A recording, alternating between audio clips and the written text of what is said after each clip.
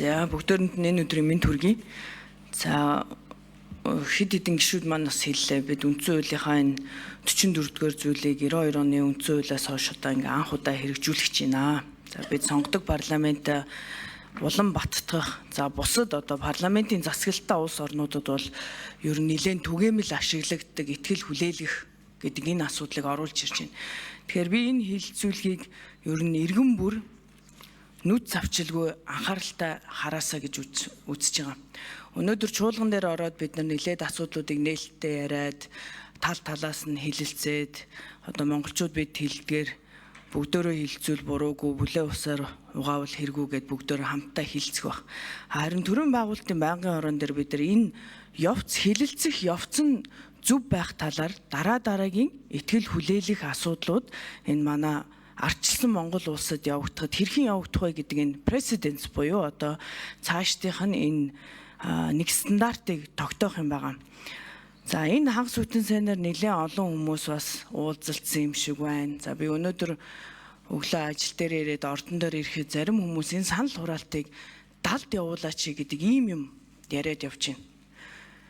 Энэ асуудал байж болохгүй. Бид тангараг үргэж ард түмний илч гэж энд сууж байгаа. За бүр тэр дундаа засгийн газрын сайд нар ийм юм ярьж ордны хуульдаа хийх гэж байна. Бид бүхний өмнө саналаа ил тод нээлттэй ярих ёстой. Үндсэн хуулийн зааснаар улсын хурлын гишүүн саналаа илд өгнө. За зарчмын зөрүүтэй санал гарч өөрчлөгдөөгүй тохиолдолд ингэнэ гэж байгаа. За энэ далд яриан дунд юу болдог вэ гэхээр нөгөө санал суудлын хэрүүл болдог. Би сайд болно. Чи сайд болоо. За бүгдөө ингийн. Энийг сайхан бүгдөө ил тод нээлттэй ярих ёстой.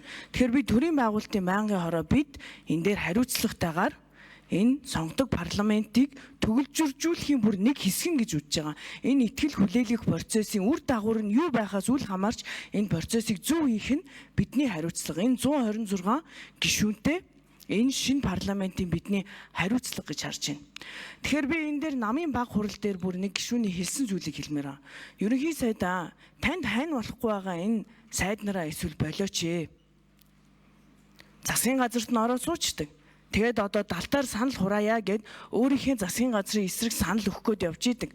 Хин ч албатад сайд болгоогүй шүү дээ. Өргөдлөө өгөөд ажиллаа өгж болно шүү дээ. Сайд томилох бүрэн ерөнхий сайдын эрх. Тэгэхээр энэ процесс дээр төрийн байгуулалтын байнгын ороо илүү нэгт анхаарыг. Энийг анхаарч үзэж байгаа өнцөг булан байгаа монголчууд энийг нүд завчилгүй хараарай гэж би хүсмээр байна.